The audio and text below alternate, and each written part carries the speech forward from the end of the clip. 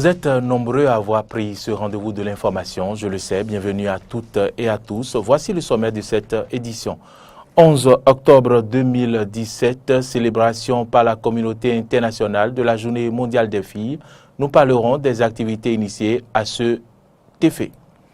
9 groupements d'intérêt économique qui fabriquent les emballages biodégradables ont reçu ce mardi 10 octobre 2017 des équipements de travail. C'est une initiative de la Direction générale de l'environnement et du climat dans le cadre de la présentation du projet de promotion des sachets biodégradables. Le point dans ce journal. Le président séparatiste catalan, Carles Puigdemont, a proposé mardi de suspendre une hypothétique déclaration d'indépendance en vue d'un dialogue sans fixer de délai. Vous suivrez sa déclaration dans ce journal. Voilà pour le sommaire.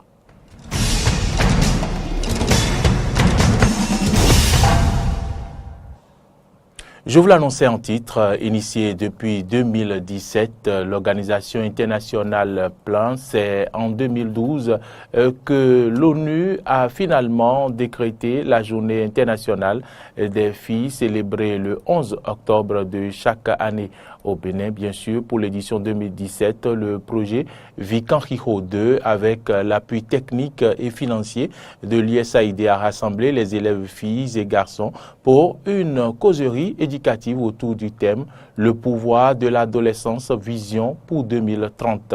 L'accent a été également mis sur la scolarisation des filles et pour le harcèlement sexuel en milieu scolaire au Bénin. C'était ce mercredi à la Bourse du Travail de Cotonou. Merci de suivre dans notre prochaine édition les extraits recueillis par Antoinette Sagou. Lancement de l'atelier d'élaboration du programme national de développement de la filière soja au Bénin. C'était ce mardi 10 octobre 2017 à l'Infosec de Cotonou, en présence des acteurs de la filière, des autorités du ministère de l'Agriculture et des partenaires techniques et financiers. Plus de précisions avec Frégis Seroulan et Frégis Fiossi. Le ministère de l'Agriculture, de l'Élevage et de la Pêche, par l'organisation de cet atelier, vient lancer le processus inclusif d'élaboration du Programme national de développement de la filière soja, PNDF Soja au Bénin. Ceci avec l'appui de ses partenaires techniques et financiers dans la coopération allemande GIZ. Ce programme, une fois élaboré, favorisera la coordination, la mutualisation et la synergie des interventions sur la filière soja, retenue comme filière émergente au niveau du programme d'action du gouvernement PAG 2016-2021 et du plan national d'investissement agricole et de sécurité alimentaire et nutritionnelle. Un intérêt particulier accordé à la filière soja donc que justifie le ministère de l'Agriculture. En effet, le soja est une culture stratégique dans le système de production agricole au Bénin à cause de ses multiples fonctions. C'est une culture qui contribue à la restauration et au maintien de la fertilité de nos sols qui se dégradent de plus en plus. Le soja joue aussi un rôle important dans la sécurité alimentaire et nutritionnelle. Je suis donc heureuse de constater que la démarche que vous avez retenue capitalise les acquis du secteur en se fondant sur l'approche Value Links et en se conformant aux documents de la stratégie nationale de promotion des filières agricoles, intégrant l'outil cluster agricole que nous avons récemment validé. Présent pour s'assurer que les orientations qui verront le jour à cet atelier respectent le cadrage imposé au niveau du secteur agricole et rural, le secrétaire technique permanent du Bureau d'études et d'appui au secteur agricole B2A s'est prononcé sur l'importance de l'élaboration du PNDF Soja.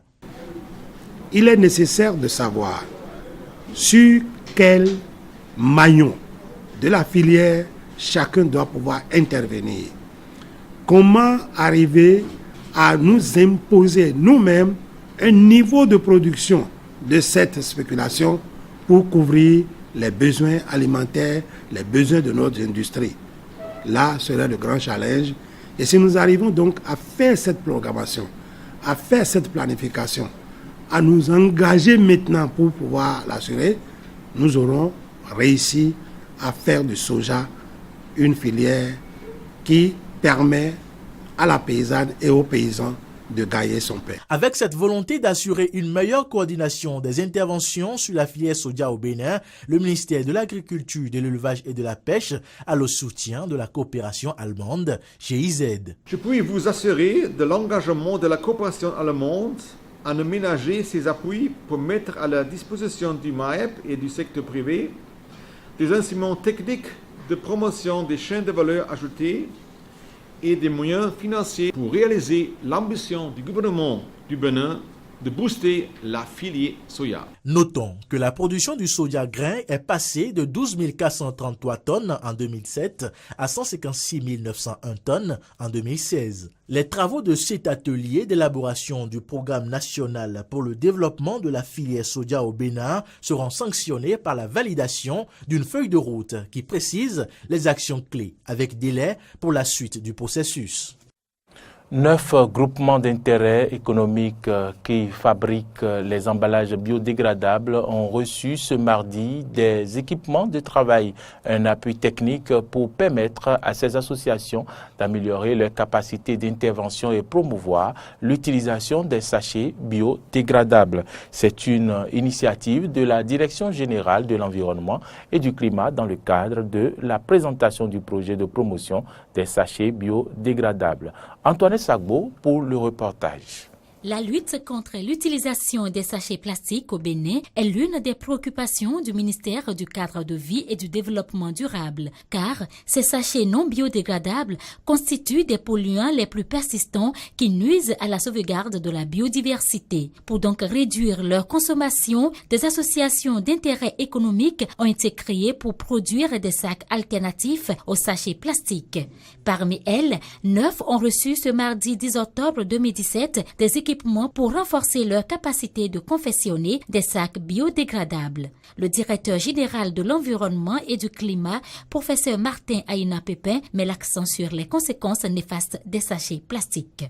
Nous avons appelé l'attention de tous nos concitoyens sur le danger que les sachets plastiques constituent donc pour l'environnement et pour la santé. Beaucoup de personnes utilisent donc ces sachets, les brûlent systématiquement et puis les fumées donc issues donc du brûlage de ces sachets donnent des particules qui sont cancérigènes pour la santé.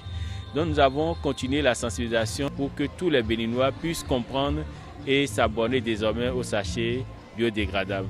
Nous encourageons donc la mise en place d'usines pour la création d'emplois et ces usines sont en train de travailler actuellement sur leur business plan, ce qui leur permettra de s'installer pour pouvoir produire en quantité suffisante des sachets. Le secrétaire général du ministère représentant le ministre du Cadre de vie et du Développement durable explique quant à lui le bien fondé de cette initiative.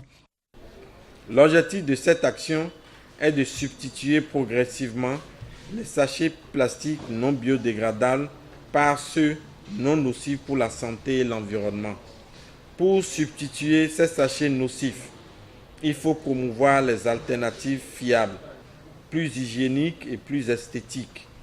Cette assistance, quoique modeste, est composée de 3 tricycles avec casque, 25 tables de coupe en bois massif, 30 chaises simples, 2 vidéoprojecteurs, 2 grandes bacs de 12 planches munies de moteurs hors bord Yamaha 40 CV, des matériaux de transformation.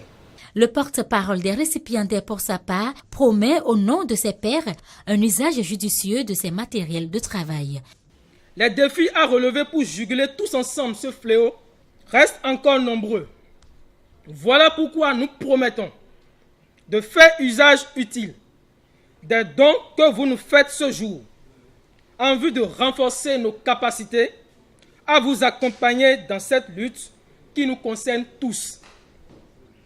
Espérant que chaque Béninois et chaque Béninoise décide et adopte un mode de production et de consommation responsable et respectueux de l'environnement. La remise de ces équipements à ces groupements vise essentiellement la lutte contre la prolifération des sachets plastiques et à promouvoir l'utilisation des emballages biodégradables.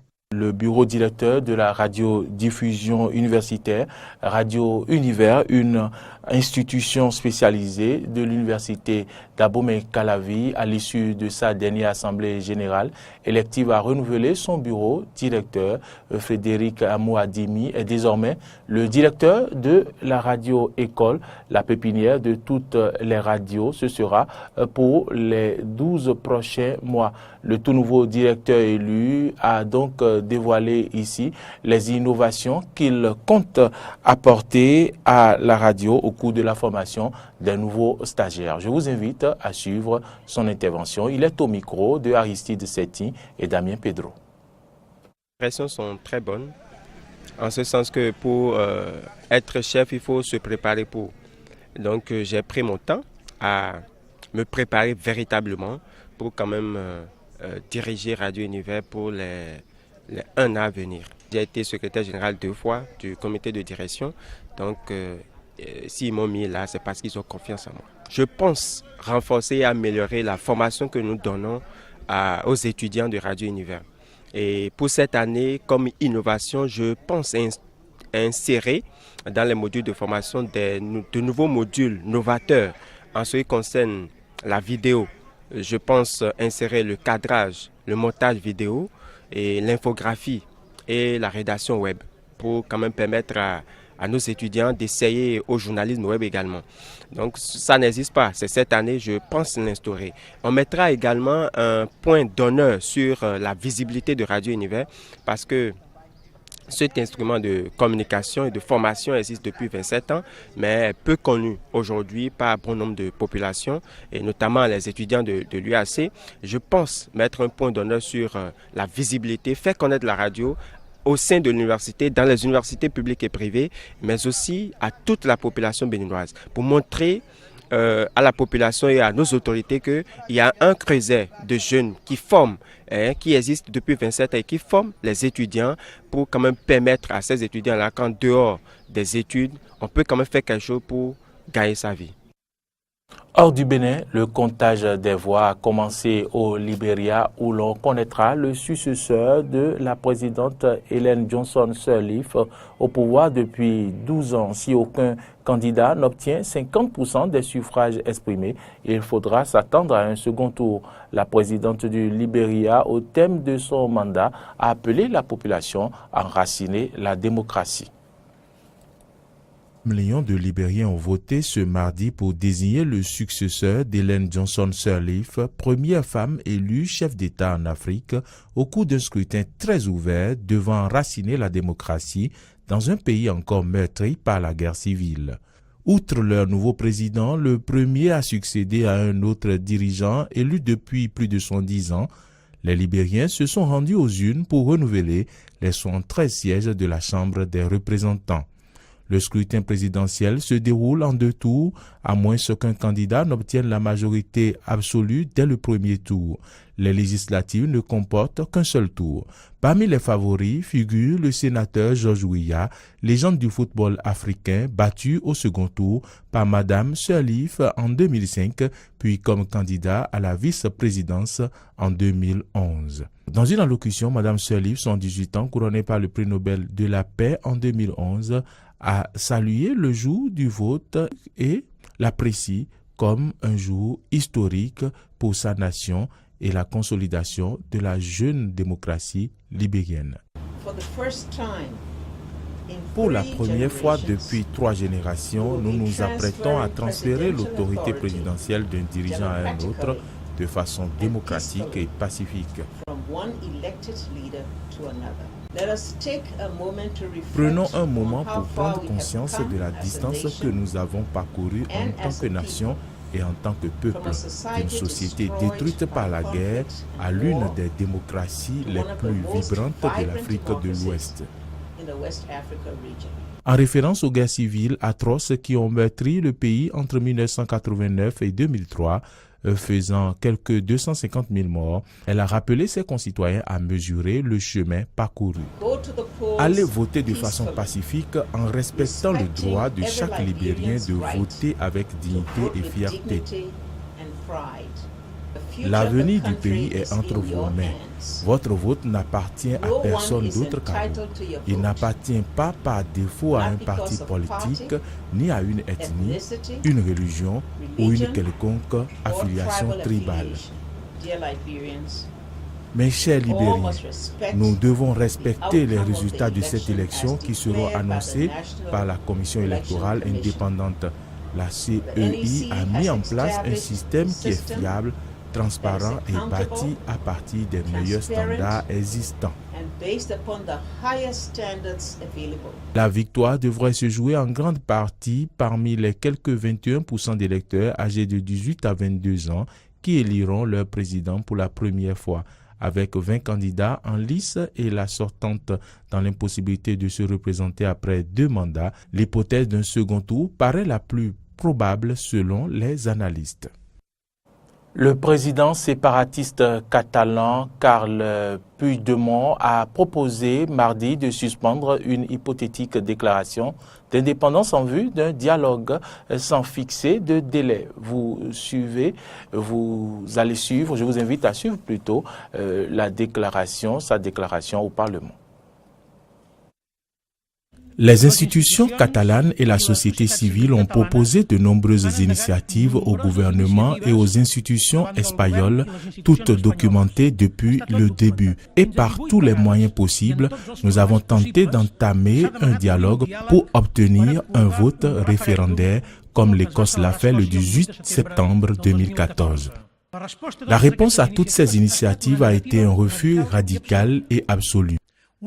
Un refus combiné à une persécution des autorités catalanes par la police et la loi. Réuni en urgence ce mercredi, le gouvernement espagnol devra décider d'une réponse à la signature par les dirigeants indépendantistes en Catalogne. Le Conseil des ministres présidé par Mariano Rajoy décidera des mesures à prendre au lendemain d'une séance parlementaire confuse au Parlement catalan. Madame, Messieurs, c'est ici que s'achève cette édition, que toute l'équipe de réalisation et de production vous remercie d'avoir suivi. Bonne suite de nos programmes sur Eden TV.